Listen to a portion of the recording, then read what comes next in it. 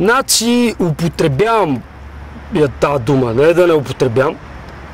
Обаче вие много внимателно, защото тя е много опасна. Има и странични ефекти. Най-вече гледам да не ми е кат на мене. Защото като ти кажат, нали, и ти трябва да кажеш моля. А сега да се моля, това вече, значи това удря по моят престиж, принципно. Да не вземеш ти на мене да ми кажеш, аз да трябва да се моля, защото много се агресирам, братле, разбираш ли?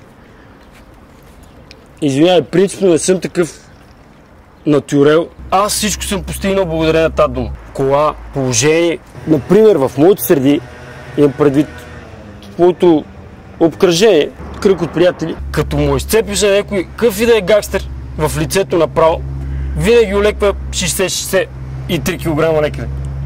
Виж, колата ми кола, чипосана, 20 000. Не е моя, ма е им приятел. И много го работим с тази дума. И ми возим се, карам, снимаме се тук.